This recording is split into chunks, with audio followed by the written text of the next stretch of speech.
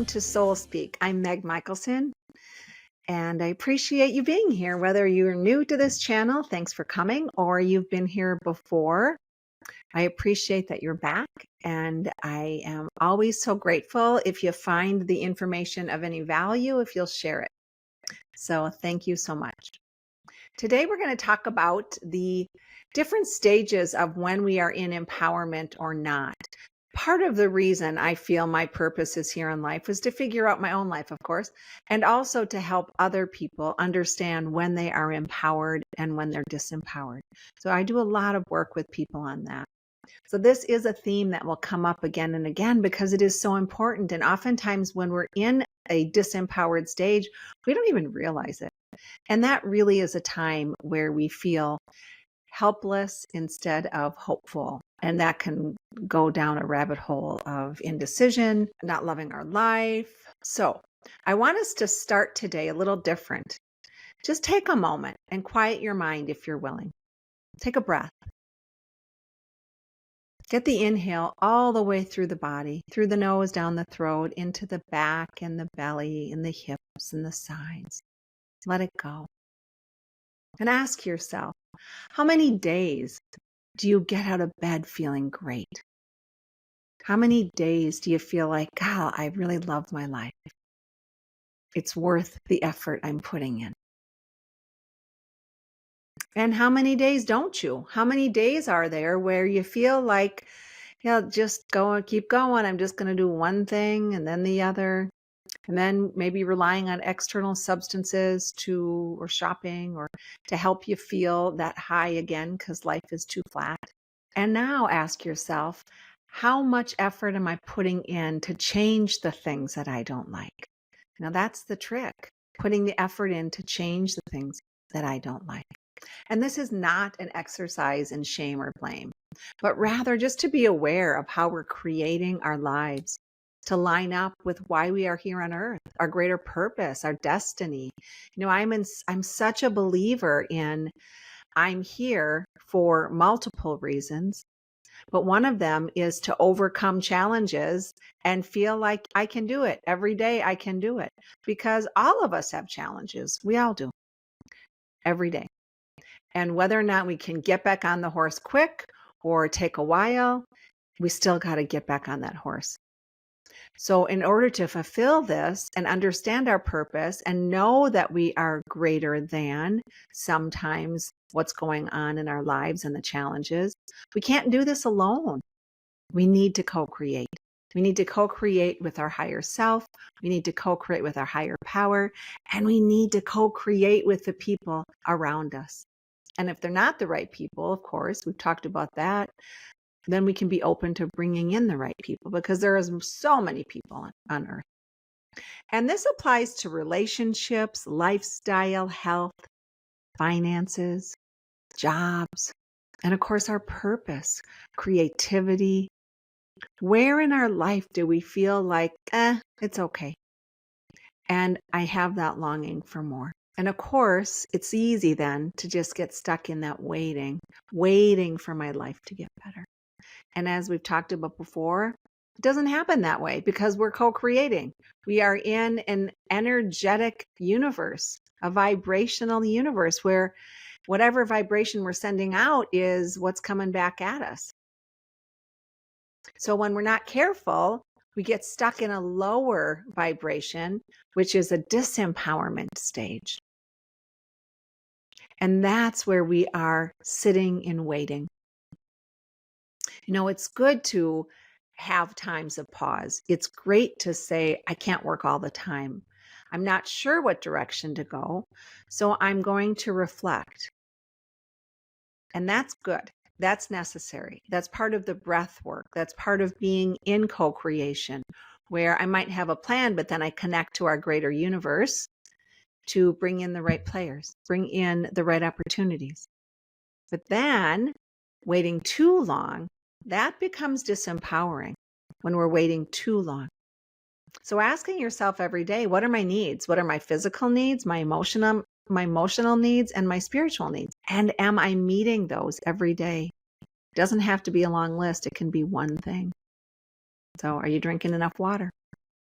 Because otherwise, when our gas tank is empty, we need to fill it, of course. But if we don't, we sit on the side of the road and we wait for help. But what if instead we fill our tank before it empties? How about if we ask for help before we are at that stage of despair or helplessness or hopelessness? Because that can go on a long time when we're not careful. And as I said before, it affects every area of our life, not just the one, because we can only fake it on the outside for a little while when we're unhappy on the inside. Every human suffers. We all do. Suffering is part of living. Suffering is part of being in a human body. It's the longer we allow the suffering thoughts, the bigger the hole becomes. Because we all have suffering thoughts. We all have that victim energy. We all do. We all can feel sorry for ourselves. It's how much are we going to allow ourselves for that thought, that suffering thought, to get our entire mind full, and now we're stuck. Because those suffering thoughts can truly fill our entire mind. And now we have no room for anything else or anyone else. Suffering leads to victim mentality, where it's all about me and my suffering, and I don't have any space to help anybody. We all have that pattern on some capacity, just different levels. If we understand our pattern, those suffering thoughts can be stopped before they fill the mind, before we're overwhelmed, when we feel it coming in, because remember, it starts as thoughts and moves to feelings, then we can more easily shift to something else. And that's a choice. And sometimes it's easy and sometimes it's hard. But the more we do that, the more we're recognizing our pattern when we are stepping into suffering, whatever that is, the easier it is to nip it in the bud. And the more you do that, the easier it becomes. It's just creating a new groove in your beautiful mind pathway. So I want you to take another moment and think about this. What's a situation in your life that is causing you to feel suffering? Big suffering, little suffering. We all have one. What's an area that you're feeling like you're suffering? Now, if you're willing, if you feel strong enough today, let those thoughts in and see how big it can become in your mind. Notice what it does to your energy. That mind, that sixth chakra, is connected to the upper belly, remember, which is the third chakra. That's our self-esteem. That's our engine. That's our giddy up and go. And when we're thinking about suffering, our energy level goes down. That can start to take us into hopelessness. So when we feel defeated, we can start to step into what's the difference? Yeah, what's the difference? It won't matter. And then we feel stuck and in a slump. This is that moment to make a choice. Before you spend the day going deeper into the slump, what's the difference? Make one choice. Get your body moving. Write up a goal. Find something to do that brings a smile to your face. There's always kids to play with that need someone to play with them. That's great. Or a puppy. Getting back into the passion fuels the flames. And that's one step and then another step. And it doesn't necessarily mean that the whole day is going to be easy. We might have to change the pattern 20 times in one day. Now I woke up, it's rainy and it's cold, and I've got a lot of goodness in my life. And every day I get to choose if I'm going to wake up and take note of that, or wake up and take note of the suffering. Because of course I have things that I feel like I'm suffering from in my own life. And when it's rainy and cold and windy and blah, it was so easy to step into the suffering mentality. And then who wants to get out of bed? But we can do some quick things, and so important things, to stop that suffering mentality. Why? Because if we stay in it, what happens? We start to go into apathy. And of course, there's stages of apathy. And apathy is caused by different things: stress, trauma, exhaustion, and all of that, from either not being heard, not having enough money, not loving our job, not being in a good relationship.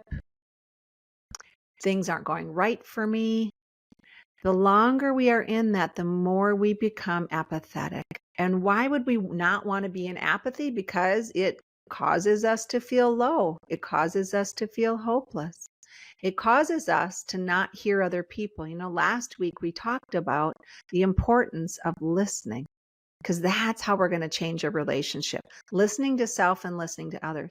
But when we're in apathy, we are in our own little bubble, and we don't have room for anyone else's suffering, because all we're doing is thinking about our own, and now we're just flat, and who cares? And that really does affect the brain. But there are ways out of that. Because if we believe it's okay to stay in apathy and not care about others, we're disconnecting with the reasons we came here to live. We're disconnecting with the purpose of our soul. We're disconnecting to the groovy life we can live. We're disconnecting from that incredible greatness, whatever our greatness is, that our higher self and our higher power came in with us to create, to shift, to change. So it's not okay to stay in apathy. And there are, of course, circumstances that are so grievous that it's not easy to shift. Yet it always can be if we choose and begin the journey to reconnect with our higher self and the people around us that care about us.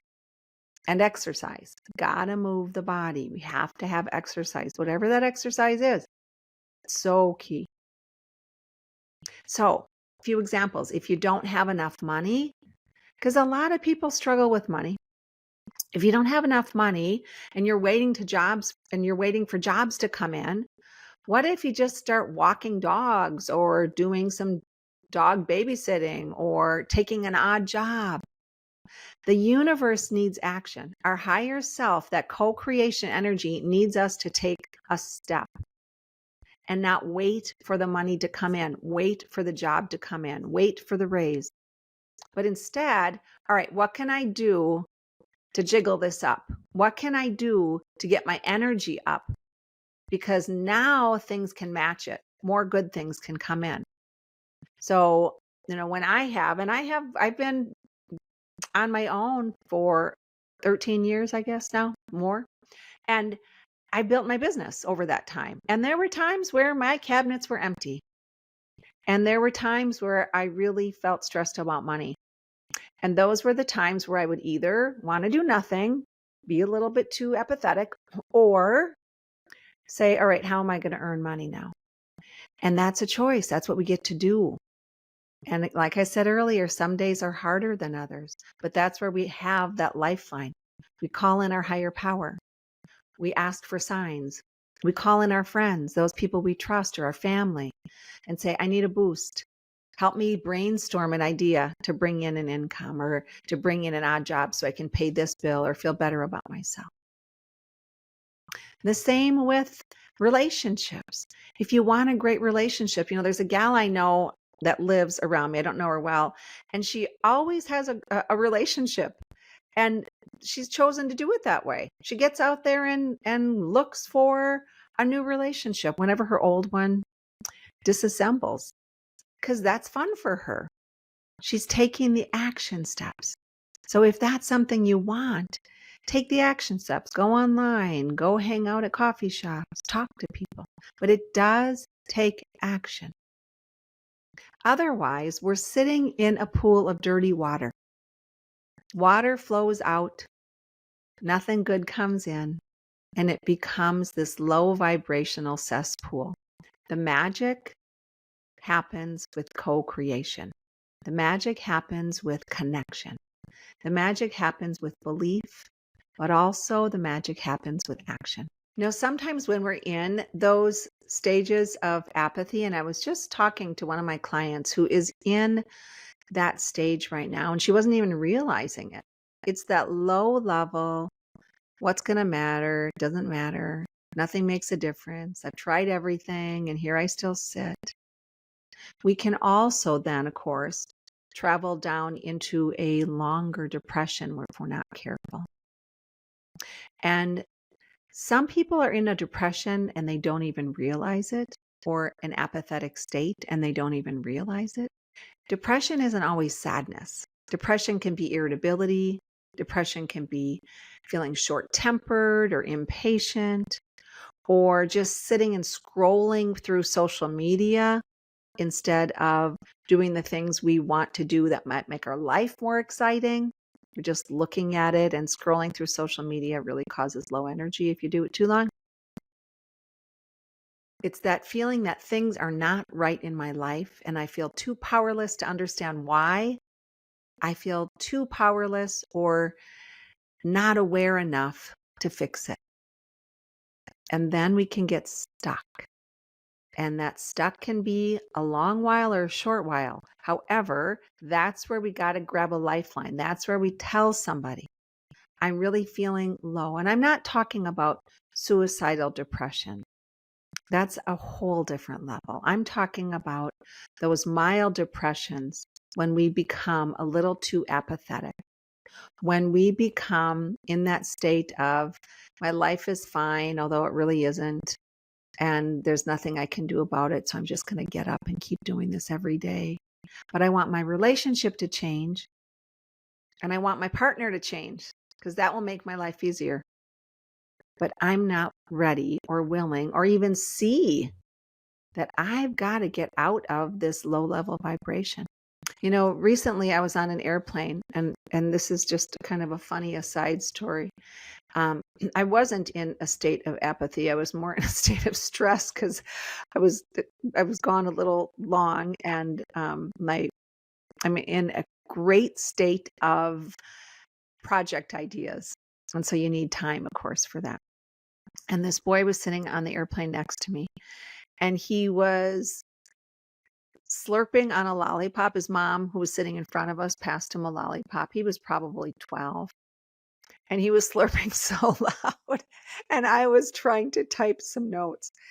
And all I could hear was the slurping and the chewing, and it went on and on and on. And I just had to laugh because he gets to do that. He was enjoying that. But I put my focus on that instead of seeing the humor and seeing the joy that this boy is experiencing. And once I shifted out of the irritability, now I could get back to work. And I could still hear it, and it made me chuckle, but it didn't distract me from my mission. It didn't distract me from my purpose. And that's what our higher self needs us to do every day. We're going to have challenges. There's going to be times where your partner doesn't listen to you. There's going to be times where you don't have enough money to pay your bills. There's going to be times where you might not like your job. But the more we focus on that, the harder it is to get out of that.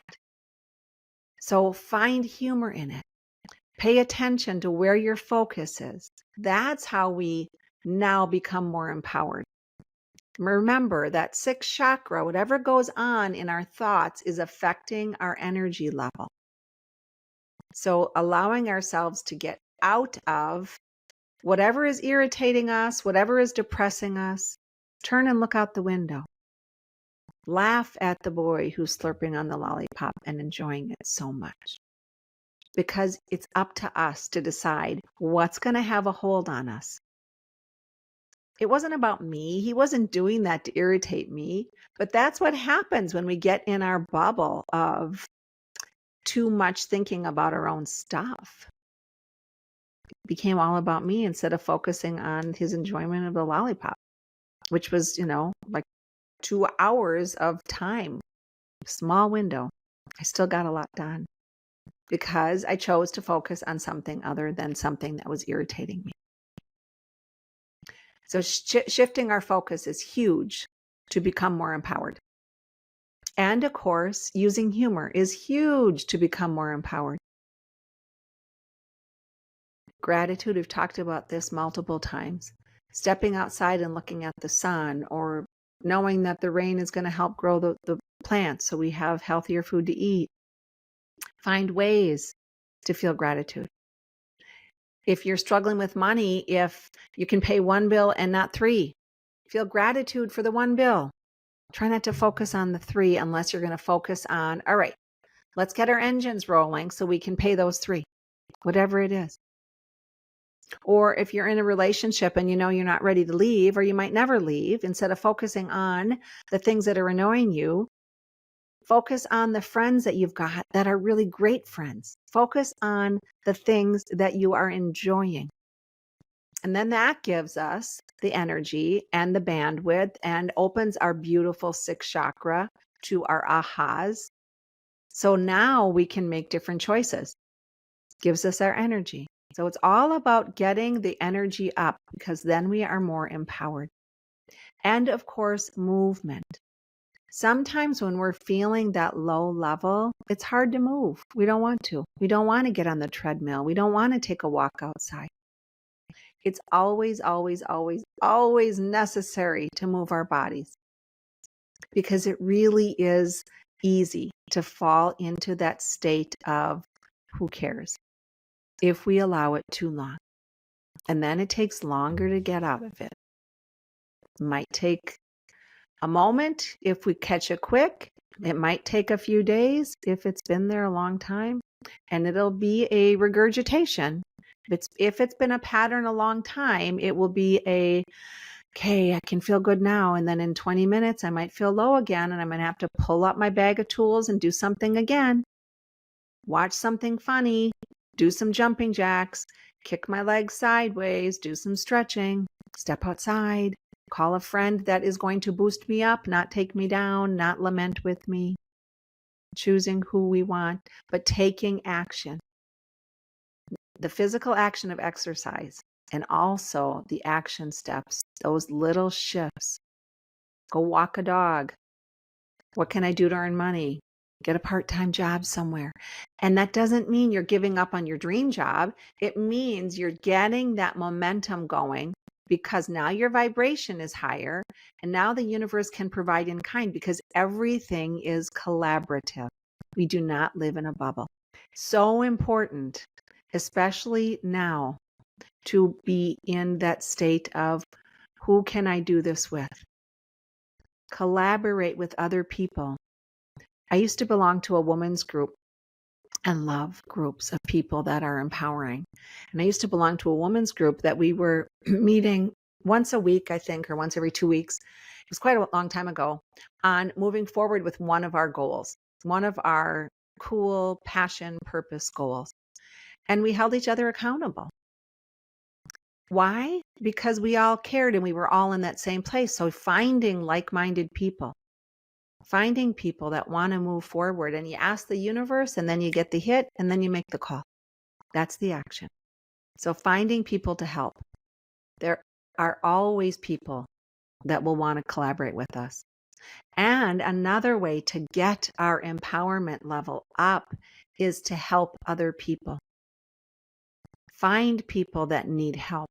Because when we are in that state of not caring or a little too much apathy, remember, it's easy to stay in our own suffering and not understand that your partner might be suffering, or your child might be suffering, or your workmate might be suffering, or your friend might be suffering. And if we have a little bit of ourselves left to help another, it raises our vibration. Why? Because we feel good about something we just did. So it's so important to look for ways to help other people within healthy boundaries. Not to the point where we're now not living our own goals and dreams, because then we start to go down that rabbit hole of resentment. So boundaries are essential in doing this work and raising from a lower level stage of empowerment to a higher level stage of empowerment. You know, I've talked about that vibrational scale, that emotional scale. Pull that up. Look it over. Where are you? Where do you want to be? And if you ask your body, what do I need to get up there? It will tell you. So when we allow ourselves, when we mindfully, when we intentionally choose to take some action steps, it aligns us with our higher self. It aligns us with our higher power. It aligns us with greater creativity and the energy we need for forward movement. It also aligns us with our belief system so we can check in to see if we're living it. You know, remember that sixth chakra and that third chakra connection.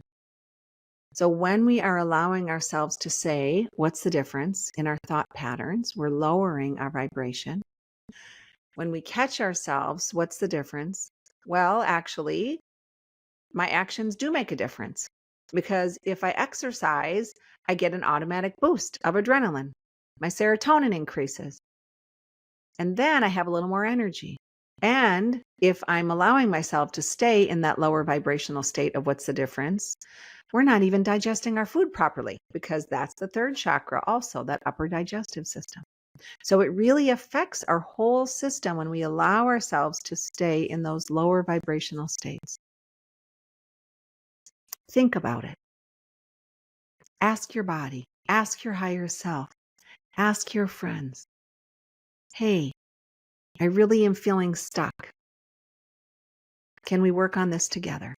Our thoughts and our actions need to connect with something that is greater than our current circumstances if we want to feel more empowered. And it is possible. So let's end today with another breath, clearing out any of the gunk through the nose, down the throat, down the spine, down to that beautiful tailbone and the sacrum and the hip to hip.